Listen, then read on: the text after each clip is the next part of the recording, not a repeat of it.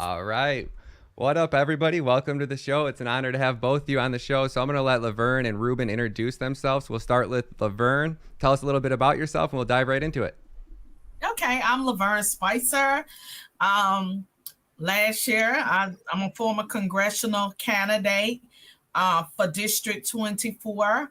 I ran for Congress because I believe in this country. I believe that we're in the greatest country in the world.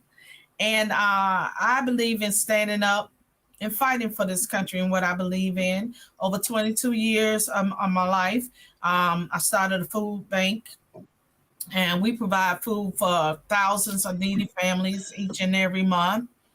And because of that, that led me to the next passion, which is fighting for this country and running for this country. What inspired me the most was when I heard President Trump say, why don't y'all fight for your neighborhood and run for the seats because they're not helping you anyway. So that caught my attention and it inspired me to run. And how about you, Rubin? Okay, well, my name is Rubin Young. I'm a community advocate, someone who grew up in Miami-Dade County, went to public schools here, graduated from high school. I went into the military, worked for the headquarters of the Army. I have a background in administrative services. Also, I'm somebody that believe wholeheartedly and give it back. I ran for Miami-Dade County Clerk of Court back in 1990. Then I came back and I ran for the United States Congress, and now I'm back at running for the Miami-Dade County Clerk of Court for 2024. I'm doing these things because I think that our community need to go into a different direction. It is all about giving back. I've given back all my life, been a part of a lot of different organizations, a lot of different groups, and it's now time that we get back to the very basics of restoring our American values, our American liberties, and sticking up for what we think is true, and obeying and adhering to our Constitution, because that's the thing that set the foundation for us. If we don't obey the law, or we don't have the respect of the law, then we won't be a country, or we won't be a nation. So I'm always involved. Right now, I'm working with Lavern. She gives back. We're in the business of giving back and helping people in need, and that's who I am. Somebody to believe in giving back. It's an honor to have both of you guys on the show today. So we were kind of talking before we went live, and we're going to focus on a little bit on like what it's like being at the locally and at the community level. So can you guys tell us a little bit about what you're seeing locally in your communities and what Florida's been doing? That it seems like Florida's the free state of Florida. Everybody who's now wanting to move to Florida. Is that mainly because of what DeSantis has done, or is that because of things that are getting done more locally at the local level? Well, I think it's because of the fact that what DeSantis has done. Many states had mandates, and they were demanding that people get the jab, and a lot of people didn't want to do that, and there's so many different reasons. People just want to get away from places like a lot of things that's taking place like in California and throughout the United States. So that's why they're coming here, because like you said, it is a free state. And we do have a governor that's fighting for our rights. So yes, that's why people are coming. What about you, Rubin? Well, what I'm seeing here each and every day, I see there's a lot of pain. I see there's a lot of poverty. I see people who's struggling to make ends meet. Our economy right now is going through such a problem recession. We have a president in the White House, a so-called president of the White House, that really doesn't get it. He doesn't get the fact that you just can't keep throwing money at a problem. Money's not going to cure anything. What's going to cure is that when you make the people in our community become stakeholders, get them involved so they can find solutions to their problems. So, and working on a local level, like I said, I've been giving back all my life. I'm seeing even with this food bank that Lavern established. It's doing an excellent job, but it could be doing more with the resources at our disposal, with the resources being made available, so she can continue to feed our communities and continue to refer people to those needed and necessary services that they're not getting in plentiful because of the limited dollars and because of the limited resources that's at her disposal. So I'm seeing a lot of pain in our communities. I'm seeing a lot of hunger in our community. I'm seeing a lot of crime in our communities, and I think that can change with the right leadership, with the right people at the helm. So it's awful, and we need to continue to confront these issues, these lack of resources at the various lowest of all levels, in order for us to resolve some of the problems that I see here on a day-to-day basis. And Lavern, how do you feel about all the money that we're sending over to Ukraine when we could be reverting it to resources like your food bank? And that's one of the problems, for programs like mine. Like, for instance, we have so many programs here, but when you talk about organizations that are here, like Camilla's House or the Lotus House, most of these programs that are providing a place for the homeless are full up to their capacity, because they simply do not have enough resources in place to fund a bed for everybody that needs one. And on that same token, is always unlimited amount of dollars, billions of dollars that are available for Ukraine. But we need that money right here in the United States to help take care of the American people that have worked all of their life and now are in a place where they just can't afford to take care of themselves any longer. We need those dollars here to help take care of those veterans that fought for this country and now are homeless and sleeping in the streets. It's unbelievable. We have veterans who fought and risked their life for this country that are sleeping on the streets right now, and we're sending $100 billion over to Ukraine. I don't know how that makes you guys feel, but what could we be doing? What could we be doing more to help people like you that are running these food banks and getting more attention and more eyes? And what are you guys doing as far as like legislative? Is there anything that Ron DeSantis has been doing to help you out, or any of these politicians have been doing to help you out? Rubin, you can answer that. Rubin? I don't know. Well, anyway. I don't think you can hear us. I don't know if he can hear us neither. But anyway, yeah, we need more help. We need more help, because the more help we get. You talking to me? Yeah, the more help we get. I got a lot to say about that. Okay, well, the more help we get is the more people that we can serve. And one of the things that we are seeing take place here, which I have never seen in the last 22 years, is that we have people coming here from Ukraine to my food bank, people coming from Germany, people coming from Russia.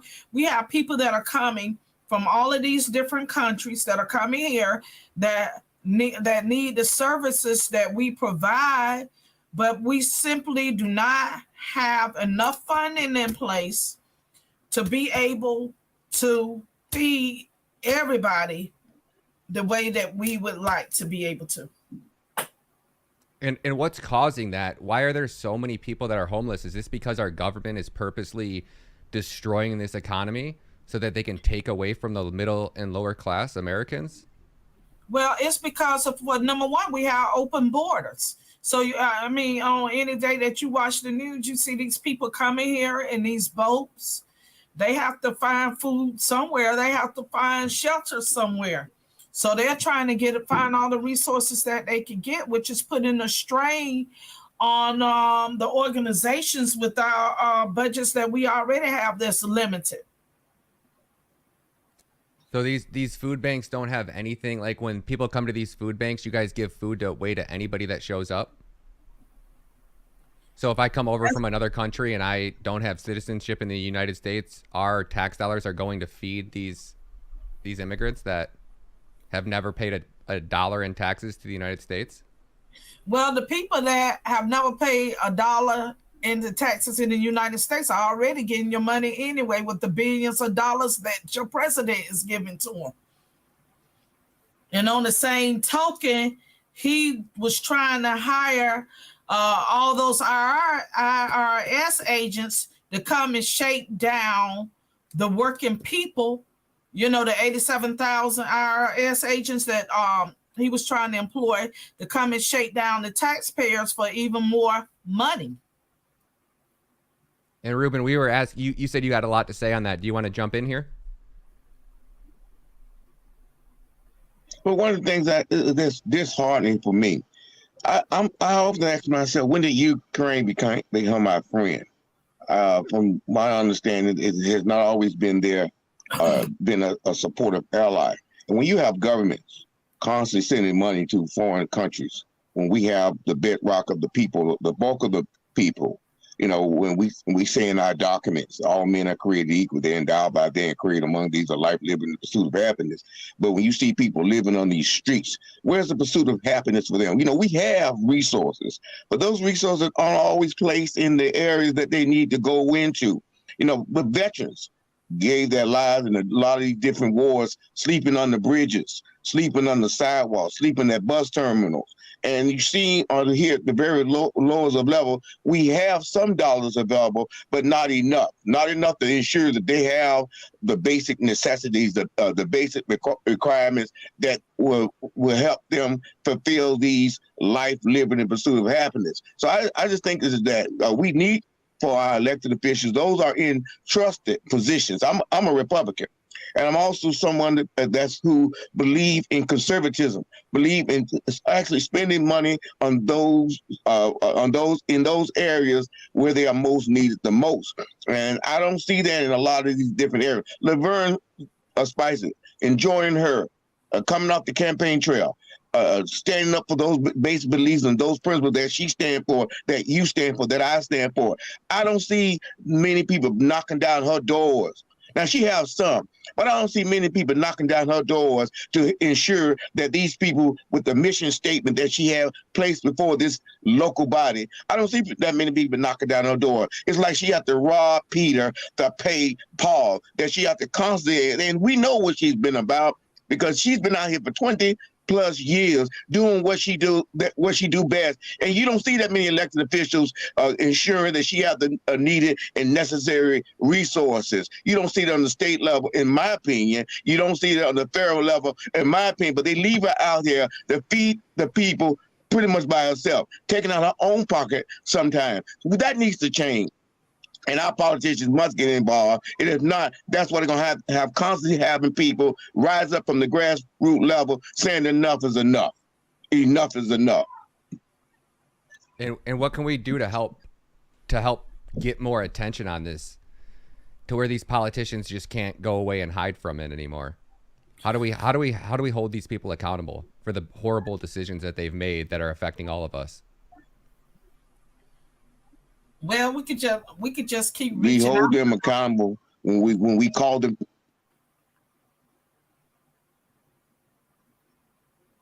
We hold them accountable when we call them to the carpet. They know they have dollars set aside to address critical situations. A lot of these county budgets, they have what they put in the hands of some of these elected officials, discretionary funds. They have the ability to give funds to the immediate, but they go through this long drawn out process to make you beg for these funds when these are essential services. Essential services, you should not have to rob Peter, pay Paul, and you should not have to take the long way to get to grandma house. These people are out here, we're saving their lives. Some people, because of the poverty, are in positions where they want to go and do something in order to cure their own situation. I've heard the story from Lavern. And these politicians don't know the stories, or they should know these stories, how these are life decisions that these people are making, whether to go out and rob, whether to go out there and murder, whether to go out there and take what they think that they need in order for them to survive. These are economic situations that these people find themselves in, and we need to start calling these politicians out. They know they have a duty and responsibility under God, and they know they have a duty and responsibility under the document that they took an oath to swore to uphold in our preamble. in our Constitution. They swore to uphold the letter of ensuring that all men are given the resources that are needed and necessary to continue prosperity here in this country and here in this county. So we need to call these guys out, whether we do it by social media, whether we do it by letter writing, but they need to be held accountable for the damage that a lot of their bad decisions have caused these people to endure. That's what we need to do. What about you, Lavern? Hey, Ruben. They nailed that one. He nailed that one. Ruben, you brought the fire, and you are 100% absolutely correct. They need to be held accountable. But even more importantly, people need to understand that you need to stop voting for the same people over and over again that didn't help you in the first place.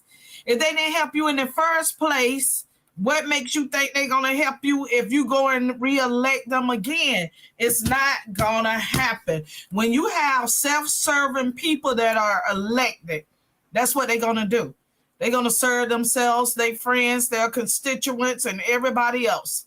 But you're the one that's still not going to get the help. So once again, stop voting for people just because they bring you a shrimp dinner and a chicken wing lunch.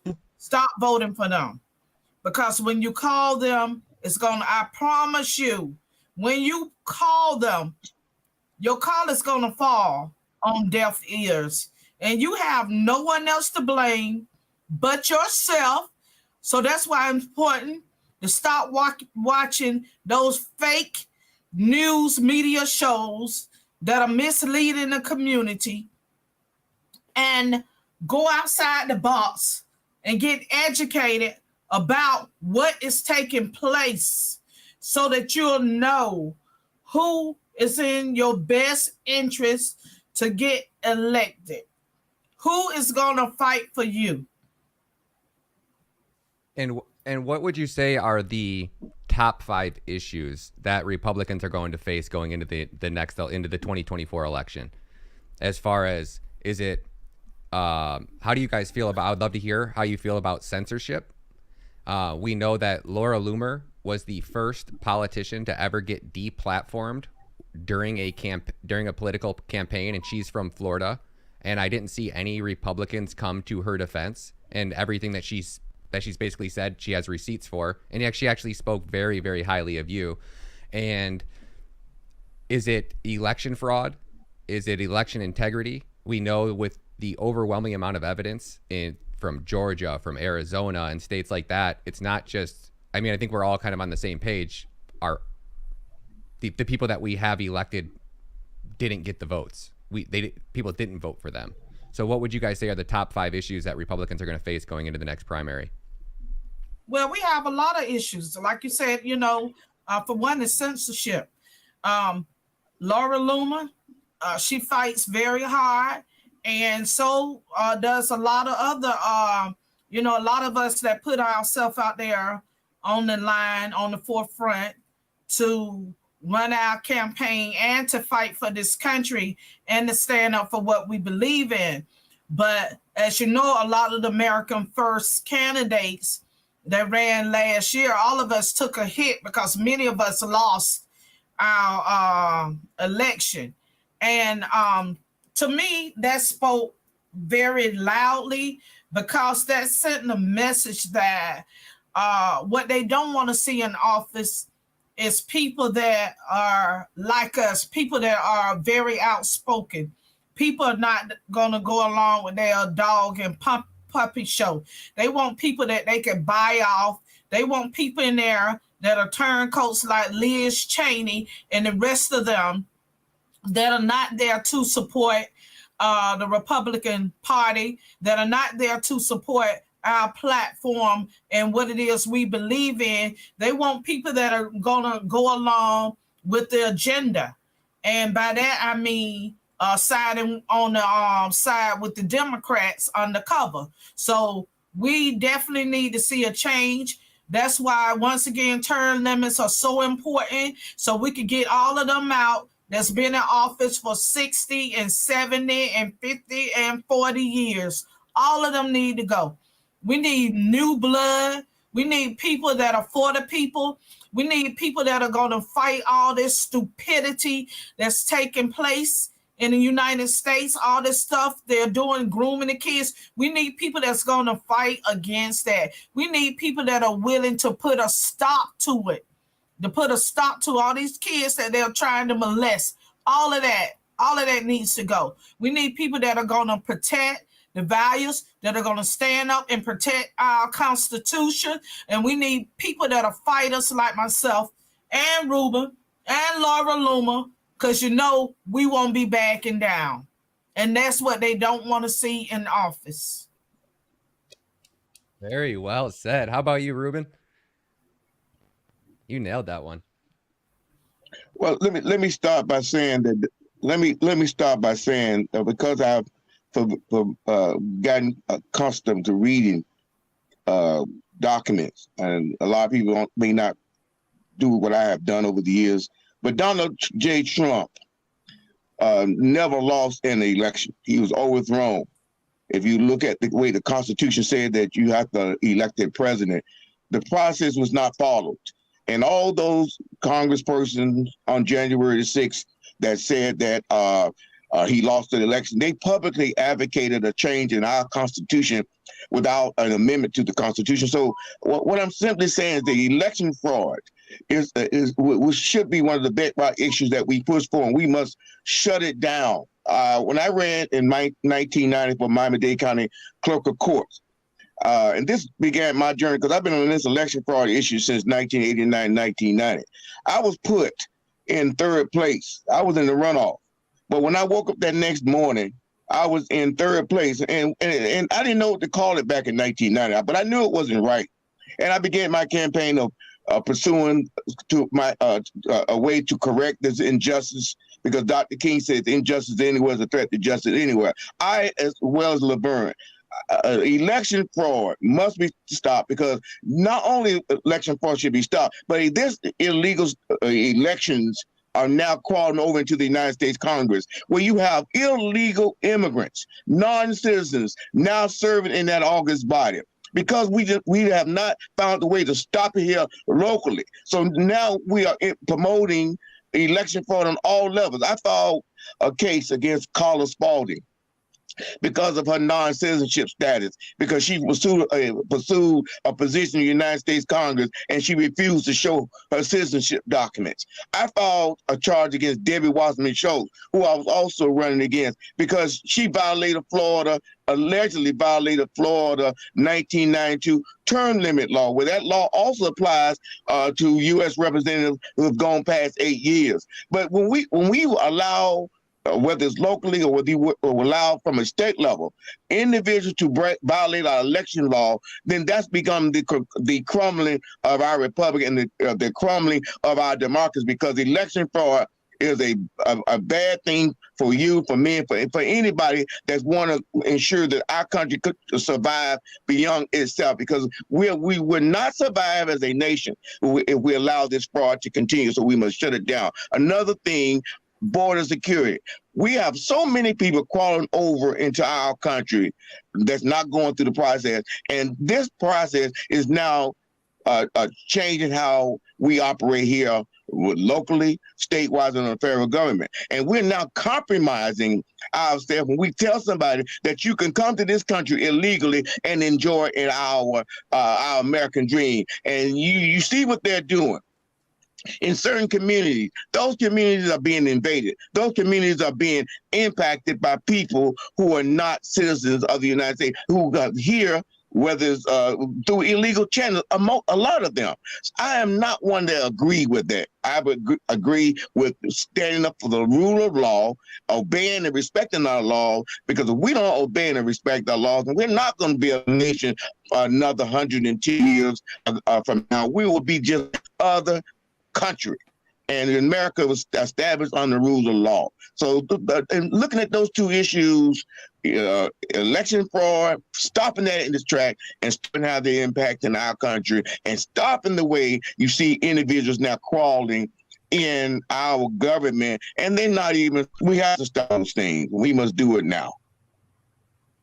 How do you guys feel about Biden still being in power when we have overwhelming amounts of evidence? The FBI is corrupt, the DOJ is corrupt, the CIA is corrupt. We know it, but nobody seems to be taking action. Why are there not more politicians speaking out about the jab? Why are there not more politicians speaking out about Trump being our rightful president? What can we do to help get Joe Biden out of office so we can get a president that actually cares about this country back in office? Well, I don't even know if Joe Biden actually knows he's in office because usually when he's on the stage, his mind is pretty much gone. So I don't even know if he knows what he's doing, if he's going or coming. The only thing I know that he knows is that when he sees a child, he takes advantage of that opportunity to sniff their hair and sniff behind their ears and breathe on their neck and all that kind of stuff. So I'm like wondering, are these parents actually watching what is taking place with this man? I mean, he clearly has dementia. You know, they showed him in the church. He's claimed that he has always been going to black churches, but when they show him at the church with Reverend Warnock, he clearly had no idea what was going on and taking place there. So, you know, he is a big joke. I mean, he's made this country the laughter of the world. And he clearly has, you know, he had the documents and everything else, but everything that he's doing, if Trump would have did half of the stuff, then he would have been incarcerated already. So Biden, his laptops, his son, and everything else they are doing, they are the ones that need to be locked up because his policies and everything else has totally destroyed this country. We have the highest food prices ever, the highest prices of gas. Not even talking about housing, especially here in Miami. It's at an all-time high, the cost of living, period. And the only people I see that look like they are surviving are the ones that are coming here that he's taking care of, and especially all the money he's sending to Ukraine. How about you, Rubin? Well, first of all, Biden is not my president. I was on a program the other day. They said that they called the program, the show, "Useful Idiot," and that's what he is. He's a useful idiot because he's being used by his own party. They know this man is not mentally stable, even being in that seat. But they don't want to take a chance now that how they illegally put him in that seat, how they illegally put Kamala Harris in that seat, because the Constitution says this. The Constitution says the only way that you can become president and vice president, and listen to me good, it says that you must be natural born citizens. Biden may meet that qualification, but he did not meet the other qualification because his electors were not appointed by the legislature. Kamala Harris should not be in that seat because of this.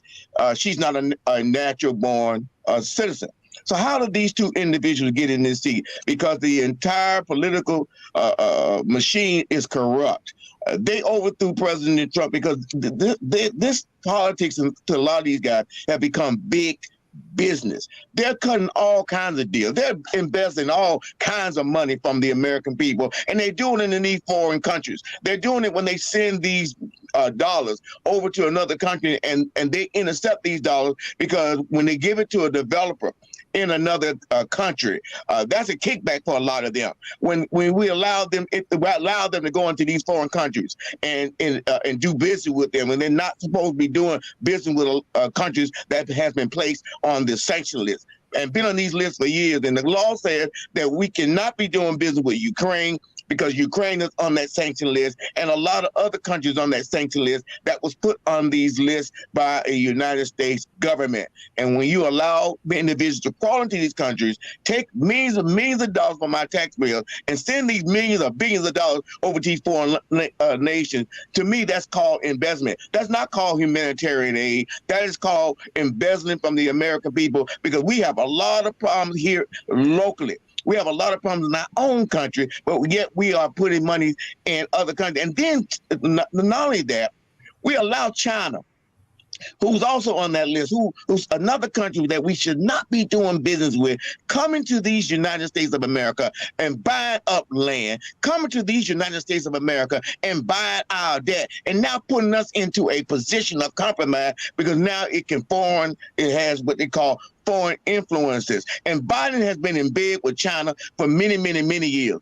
Biden has been in bed with Russia for many, many, many years. And to me, I cannot fathom how we have not yet locked up his son, Hunter Biden, for what he's doing in these nations. What Nancy Pelosi is doing in these nations, what Blumenthal is doing in these nations, what John Kerry is doing in these nations, what Bill and Hillary Clinton has been doing in these nations since he gave China the most favorite since 1990, and now they have fallen in bed. They are compromised. They have violated their oath of office. They should not be in these seats, and we should be saying, hell no, we're not taking it anymore.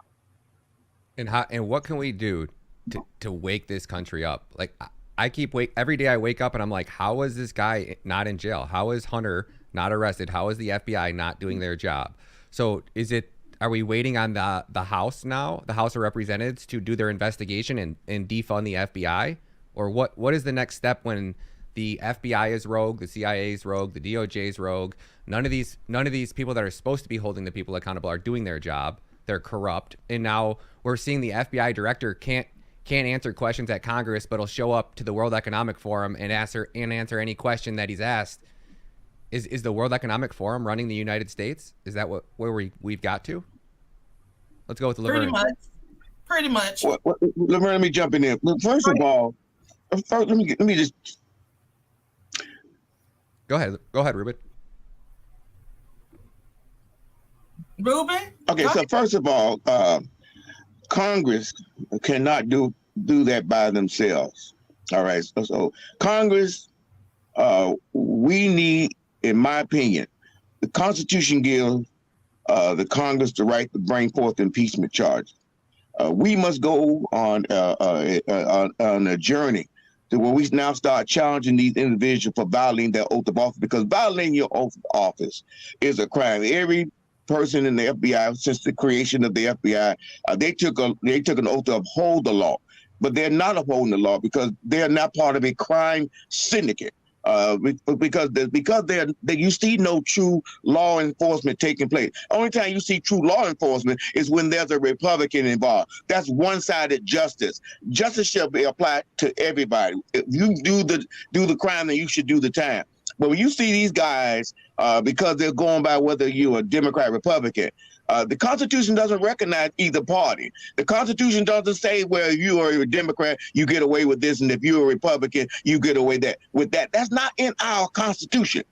So if they're not going to uphold the law, then they should be removed from office. If they're not going to leave voluntarily, then we should be bringing charges. The American people should start filing charges against these individuals, because the First Amendment gives us that right to petition our government for redress. We can take this country and straighten this country out, but it's going to take some work, it's going to take some sacrifice, and it's going to take the American people asking for these people resignation. If they don't leave voluntarily, we as American people do the petitions, get enough signatures, and get these guys out. If they won't get out, we get enough signatures and make the law that will address these grievances that we're now experiencing in this country. So that is one area that I would like to see the Republican Party focus on, because we know that the Senate is still controlled by the Democrats. But we now have a Congress that can be a Congress for the people and all of the people, but it must take these bold stands and don't worry about what the American people say. When you're fighting against right, when you're fighting against what is right, and you're fighting for that justice, then sometimes you have to do that alone, like I've been doing all these years, like Lavern's been doing all these years, and like you've been doing all these years. Everybody's not going to agree with your method, but everybody will see the results at the end. True, and I want to chime in on that. Like you said, Rubin, We the people. It's we the people. We have to come together to fight. And what we're seeing, a lot of people are so afraid of the retaliation. A lot of people are so afraid of what is my family going to think if I come forward to speak out. A lot of people are living in fear, and they're really afraid. So that in itself stop a lot of people from moving forward. I know a lot of times when I'm on shows or if I'm on a space, that's one of the things that I hear people say. They always talk about fear. So when you're bringing up the thought about fear, but just think about what's going to happen if you don't fight. It's bad now, but what are we going to look like in another 5 years from now? So we can't afford not to fight. We cannot afford not to fight.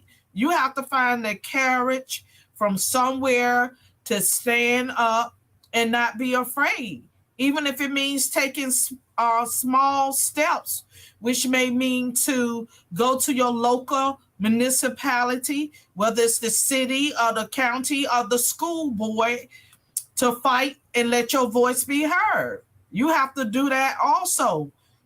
Start with your local government. And when you're talking about those 3-letter agencies that you named, the thing is with them, when people come up and speak up against them, a lot of times they end up dead, or missing, or drowning in a pool of 3-foot water. As one family did. The man had just bought a home. Him, his wife, and the daughter, all of them drowned in 3 foot of water that was in the pool. So it's all type of mysterious incidents of death that take place when you decide to go against the grain. So that in itself, it lets you know it's basically like a mob, and they're going after everybody that go against the grain, that decide to come out and speak out against them and let people know what is going on. Like, for instance, the doctors that started talking about the shots and the jabs and the effects that it was having on people. A lot of them, had setbacks and all type of things happen to them, including getting kicked off of social media platforms as well. So the point is, we have different entities and people that want to silence our voice, and they want to silence the truth because they don't want people to know the truth. But I encourage people to do your due diligence and research to find out what is actually taking place and what is going on. And as far as that censorship goes, what have any politicians that you've heard of been doing anything to make censorship a top priority? I know even the Freedom Caucus made a post on Twitter last week that was asking like the top 20 questions, and censorship wasn't on there. And I feel like that either whoever's in charge of the Republican Party or the Freedom Caucus is purposely trying to sabotage the Republican Party or the Freedom Caucus by not making censorship the number one absolute top priority. Because if people can't get deplatformed, you can't silence them. But the second you start allowing big tech to censor people, every issue, if you want to talk about Biden, if you want to talk about this, if you want to talk about the border, if you want to talk about COVID, if you want to talk about J6, it doesn't matter. If they have the ability to deplatform you over a specific topic, they do what they're doing right now, like putting the transgender stuff in schools and start teaching children about it. And then anybody that speaks out about it, they get deplatformed over it. And it doesn't matter what the issue is. They'll just make up another issue next week. So what politicians have you seen that have been making censorship a top priority? None? I haven't, none that I actually noticed, none. That's why we're the Republicans. Somebody has to be sabotaging the Republican Party on purpose if that's not the number one issue. And that's just how I'm looking at it. I agree with you, Ryan. You know, and to me, I saw that also in the case with Herschel Walker. Where was his support from the Republican Party? They say, okay, we want to make this a red wave, but what happened to the red wave when they got to him? You know, did the red wave stop? I saw a Warnock. He had Obama, of all people. Obama showed up, and he was pulling rabbits out of the hat from the who's who of the Democrat Party. But what happened with Herschel? What was his help at?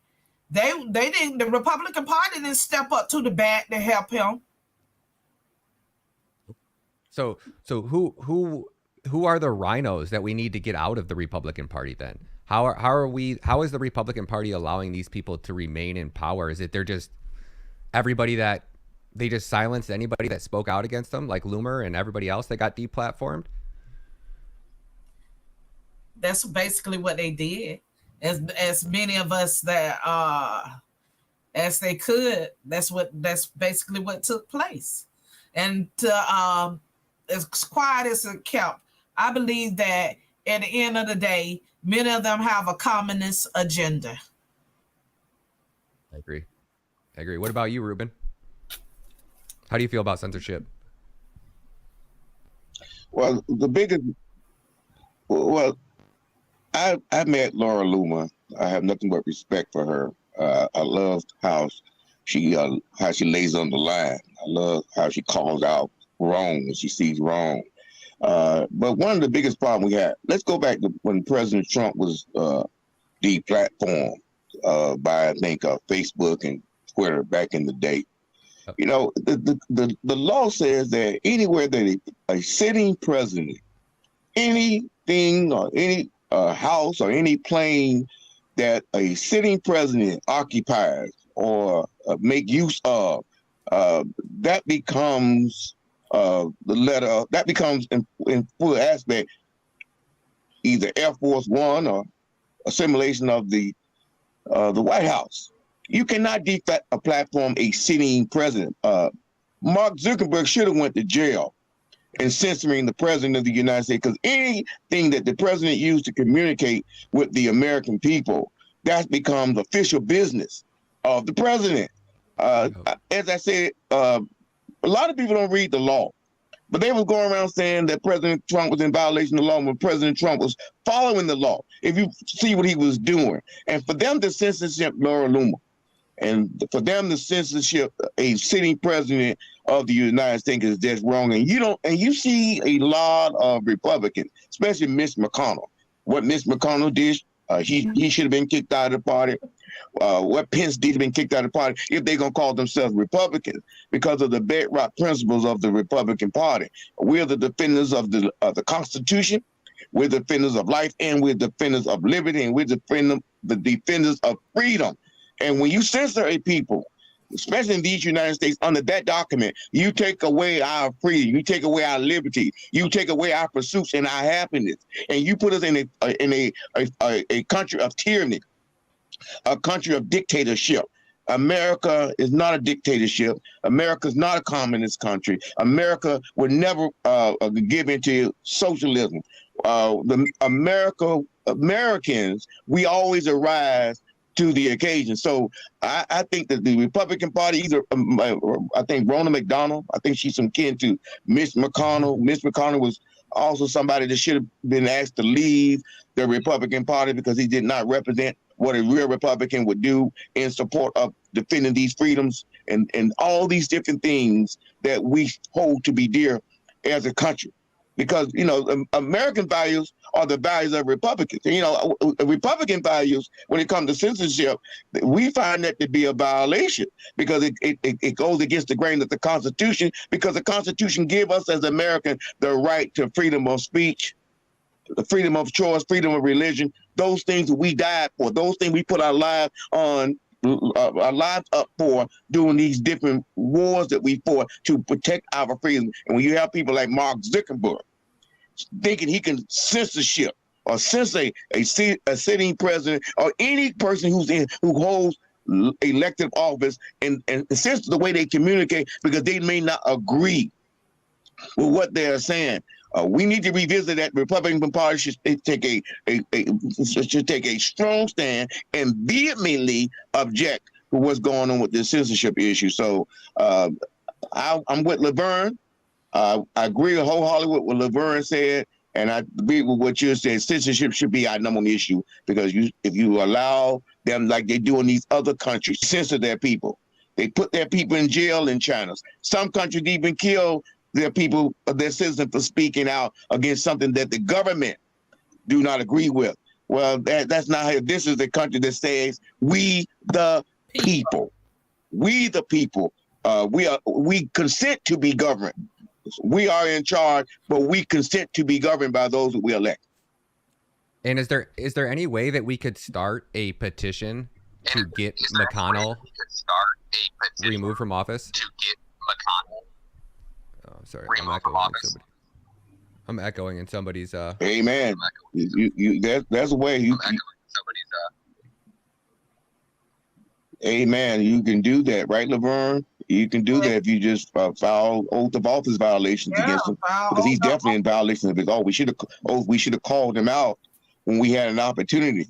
When he did what he did on January 6th, we should have called him out, because the president is not responsible for protecting the Congress. There's Nancy Pelosi's job, and there's Mitch McConnell's job, and it's the D.C. mayor's job to ensure the safety of those members in Congress. But that was not an insurrection, and he should have been jailed for promoting that lying to the American people, saying, if you know what an insurrection is, that's in the Constitution. An insurrection is when the people successfully overthrow a dictatorship. No one successfully overthrew Trump, because Trump was the head of our government. He's the one in charge, not the Congress. It's the president who's the head of our government. And he was never overthrown on January 6th. But that comes again when we allow them to stretch the law, and when you allow journalists, and I don't know what they call, these are propagandists. These are not journalists, because a true journalist go out and investigate the fact and report the truth. And that's what they call journalistic integrity. And you don't see that today, because the Democratic Party and a lot of them see them fast and not going to support those values that we hold dear. But yes, Mr. McConnell can be removed, but he must be removed by petition and redressing our government and actually.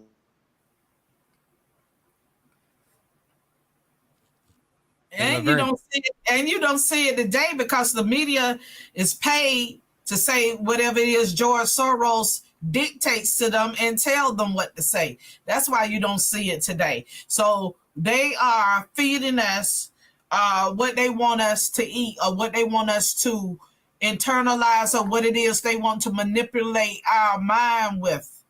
That's what we are hearing these days, and that's the reason why. So once again, for those people that were educating people with the truth, we are the ones that our platform was hardest hit. We got shadow banned on Twitter because some people could not see the tweets that we tweeted out. They also suspended us sometimes, and others they completely removed from the platform. And they also took away followers. I know in my case, they took over 100,000 followers away. So all of us got targeted some type of way because of our platform. And what can we do as far as we lost Rubin? I'm gonna. Oh, there he came back in. All right, let me throw him back. Yep. Yes. Let me add you back to the scene here, Rubin.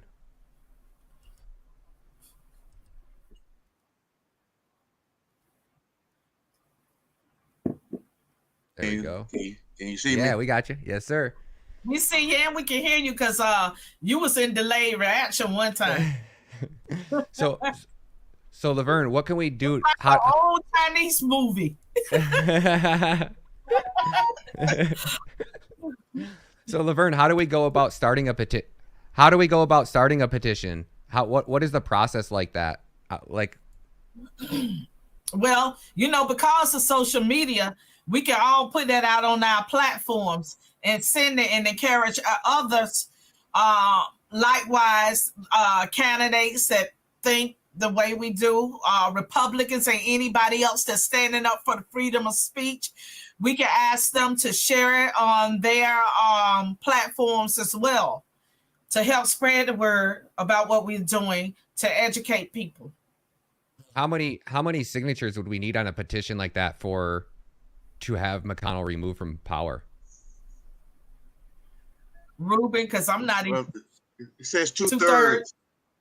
It says 2/3 of the American people. I mean, it's a lot of work. Like Lavern says, a lot of different ways now to gather signatures. I've seen a lot of petition.org or moveon.org or something like that. But it requires a lot of effort. It requires a lot of organization. I mean, you take an idea, we put it on paper, and we begin moving state by state by state by state, finding those like-minded individuals, because we're looking at 2/3 of the electorate, or 2/3 of the American people that agree that Miss McConnell must go. And if we find those 2/3, then we present that to the House, the clerk of the House, and we begin the process there. I'm talking about the United States House. We can begin the process there in asking that this petition be heard by the United States Congress, and then it goes from there. But it can get done. It just takes some good organization, a lot of work. And at the end of the day, if we're successful, he should be walking out of that office. But another thing, because of the fact we do have a platform like your platform, we can start calling him to step down. We can call on him to resign. We can say that the American people no longer want you in government, particularly after you have violated your oath of office. He is in violation of his oath. He publicly advocated a change in our constitutional form of government when he asked that President Trump be removed in the first place. These guys can no longer continue to get along with that. I think that's 18 USC 5311. I think that's where that fall under. Or you can look at other similar cases. I think Walker versus the member of Congress. Those things set the outline of how we can actually start removing these guys from that seat, because violating your oath of office is a crime, and it calls for immediate removal. And this is what these guys did. All 300 some congresspersons that went up and that sided with that Trump elected was not appointed by state legislatures, and that Biden won that election. They violated that oath, and they must be removed. It's time for them to go. I couldn't agree more. So we're hitting at that hour mark. Is there any last things? I want you to tell us a little bit more about the food bank. Tell everybody where everybody can find you guys. We'll start with Lavern. Okay. Well, you can find more about our program. It's called Curleys House Food Bank. Well, the website is curleysHouseFoodBank.org. curleysHouseFoodBank.org. You could just Google that, and you can find more out about our program. I also have those links shared down in the description, so anybody that wants the links to Lavern or Rubin's page, they're all down in the description. And what about you? What about you, Rubin? Well, okay, so I'm about giving back. I'm supporting Lavern Spicer in a program. Curley House is needed and necessary for our community, especially our inner city community. One of the poorest communities in the state of Florida. They need the help. So if you are somebody of means that can contribute and donate to this organization, I encourage you to do so. If you are a mayor or city elected official, I urge you to get off your duff and provide this money that this program needs. And as she indicated, she talked about her website, and I sign that wholeheartedly. Go to the Curley House Facebook page, and you can also find a GoFundMe. So I'm all in for Curley House. Awesome. Are either of you going to CPAC? Well, I'm thinking about it. I'm not quite sure yet, but I'm thinking about it. I did attend last year. Well, if you do show up and you decide to go, I'd love to set up an in-person interview with you. So okay. I would love that, Ryan. And thank you so much for inviting me on. It's a pleasure. It's a pleasure to have both of you. I'd love to have you guys back on again. So anytime you guys got a story, you guys want a bigger voice, feel free to reach out. I'll give you my platform. Okay, thank you. I would love to come back on. Thank you very much, man. No, thank you guys. Have a great day. God bless.